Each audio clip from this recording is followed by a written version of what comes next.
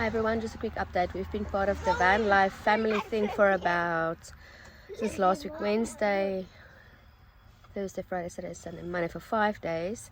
It's been quite an eye-opener. We started in Rome, we visited the Colosseum and a few other places, and then we started traveling up to one of the best kept secrets in Italy.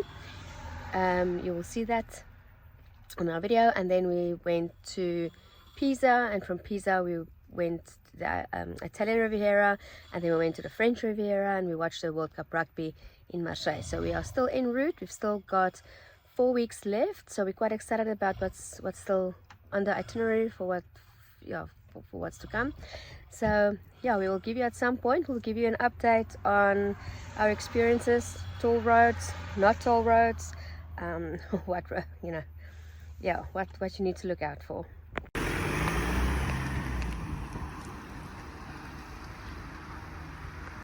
One of the first things that we had to learn is how to do our own fuel or diesel into our camper van.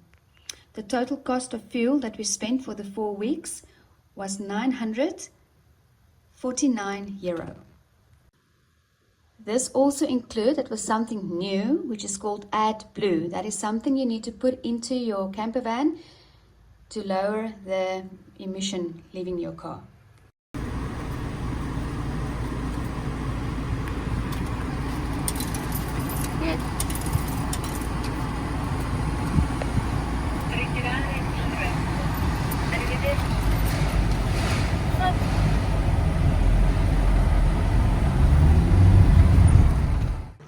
This is also quite a new way of checking in. You've got to push the button, take the ticket, pay in the morning.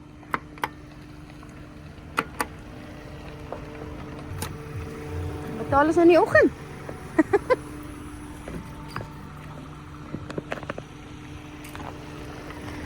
One of the first cool campsites we found was close to one of the hidden gems in Italy, where the hot water springs is. It was called Del Pinzi. That's the only way I can pronounce the name. It was quite a cool spot to stay. Our stay here at Saturnia Del Pinzi was €13 for the night. If you wanted to take a shower, that was extra.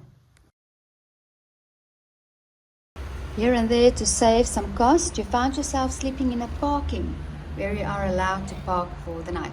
We used a very cool app called Park for Night. That gives you all the sites where you can park with your camper van, and also the pricing. So before you go look for them, you can check what the pricing is and how many stands, etc.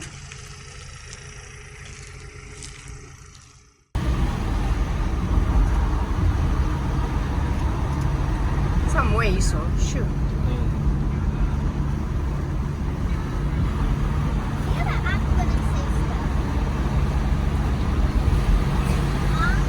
I've got no idea how to pronounce it correct, but we found this one in Marseille, in La Ciotat in France, called Camping Sarge.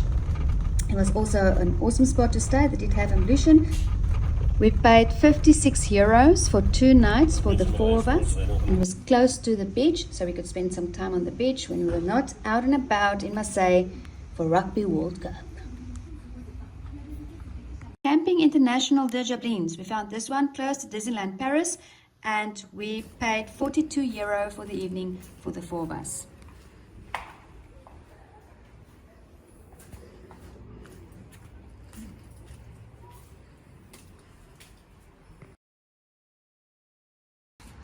You can't see it nicely now, but there's a big pool on the inside. They'll probably open it tomorrow morning, and hopefully I can show you that.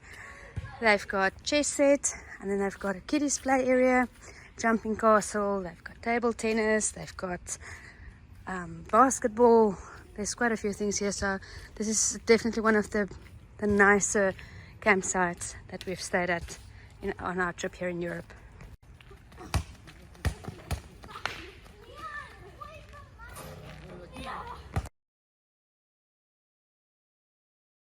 Next up, we moved on to Paris itself, and we found an awesome parking space there.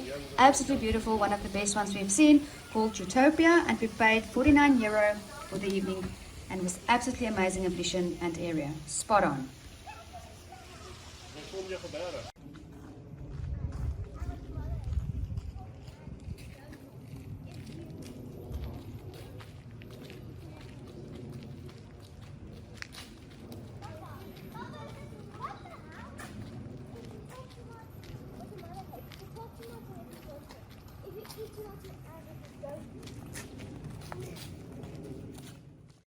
Then just outside of Amsterdam, we found Spadenbode, where we stayed at Campervan Park, and we paid €78 for 2 nights for the 4 of us.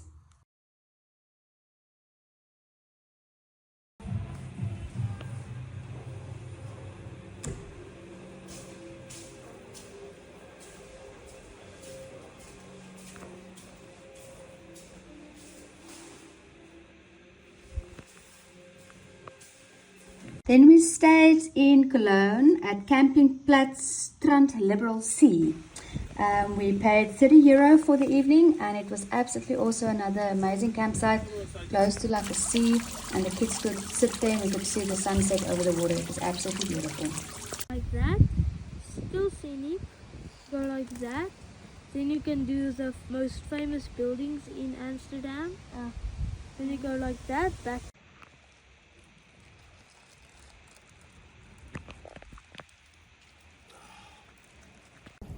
Ja, want is dit te groot. Jy moet net 'n paar goedjies aan nou. Net so drie van die witpunte. Ja, kom kyk hier. Wat sien ek? O, jy het amper maar 'n double depth somersault.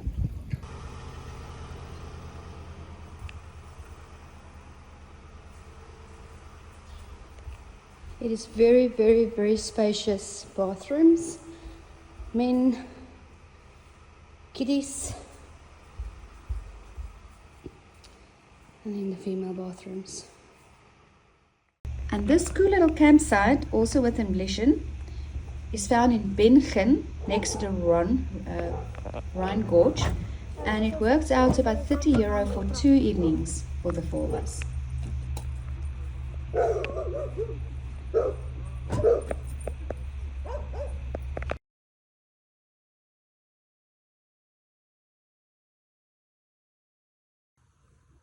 Croatia delivered in the most amazing campsites. This one, Camp Dido, one of the top ones we have been since we have been on the road, and you will see why. Also, next to the water. Right, leaving Zadar and going to Split. Didn't think we'll be more amazed with campsites, and then we found this one in Split, and it's called Storebek, Camping Storebek in Croatia. I think this one deserves not a 5-star, but a flippin' 10-star. This is like a resort. It has pools, it has a spa, it has its private beach, it has restaurants, it has laundry, it has amazing ambitions. It's one of the coolest campsites we have seen in Europe, as in literally the best one in Europe.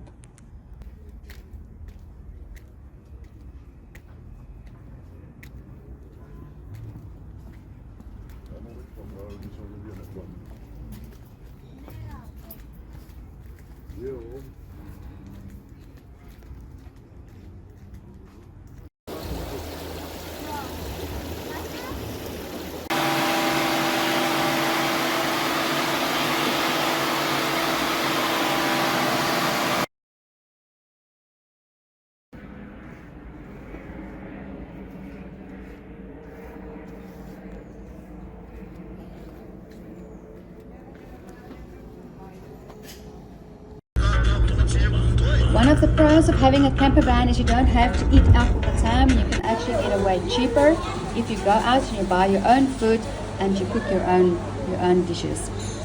This was also very nice. No matter where you park, you can have breakfast, lunch, supper inside the camper van, which is what we normally did. Mostly we would have lunch on the road, eating at a little restaurant. We once or twice splurged a bit.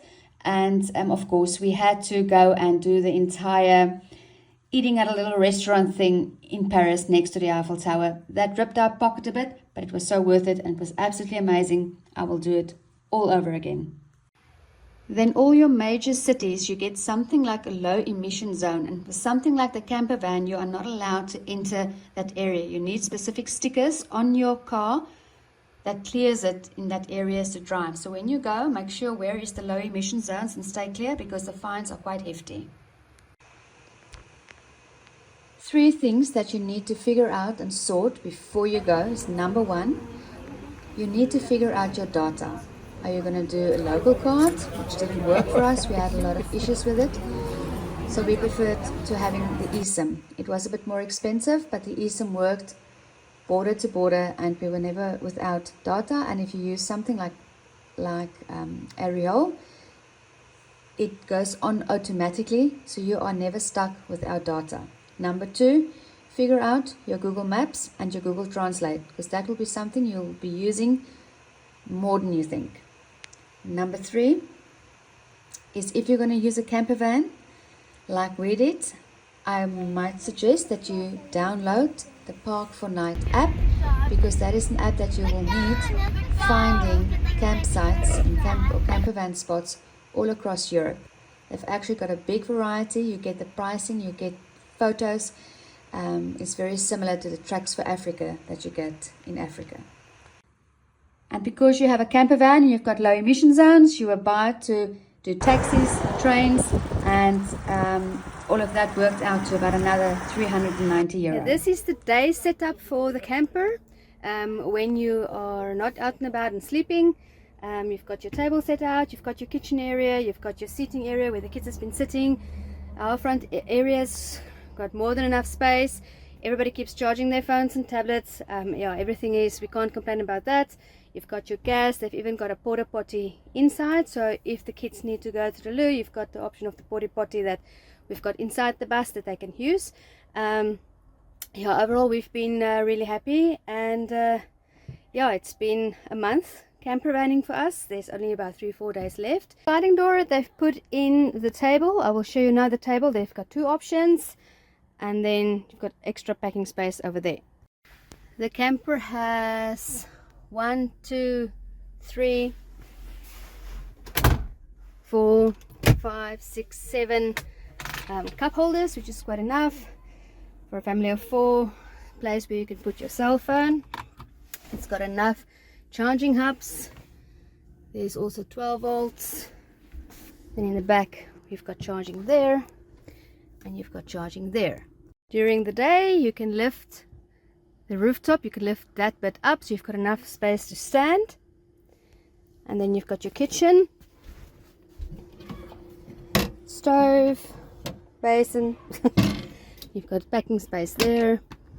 Got a small fridge. Got packing space, gas, also more packing space, and also packing space in the back. And this seats actually converts to the second double bed. I can't believe it's been a month already. Sunday we are crossing the Adriatic Sea with a ferry. We are visiting Dubrovnik tomorrow, so we're sleeping at Dubrovnik tonight and tomorrow evening. Then we head back to Split, where we will catch the ferry over to Arona in Italy, drive to Rome, and then from Rome we are flying out to Dubai, where we will spend another week before we head back home. I can't believe that the 7 weeks is just about done and dusted, but there's still a lot to come in Dubai. Quick breakdown on other pricing. Our toll roads worked out to about 134 euro. The camper van was 1,507 euro for the 28 days. Our food worked out to about 2,900 euro. And camper park for night camping spots, 697 euro. In this 28 days, we did all forms of traveling, whether it was cars, trams, trains, flights, buses, ferries, big ferries, small ferries, boats, small, big gondolas, anything. We did all of that, and we swam in all the different oceans around, from the Adriatic to the Mediterranean, all of them. It was absolutely amazing. We will redo it again. This is a trip that I can highly recommend saving for and just doing it once. You just need to prepare to be a little bit uncomfortable because the camper van is not always easy, but it's such a nice and fun way to see the world.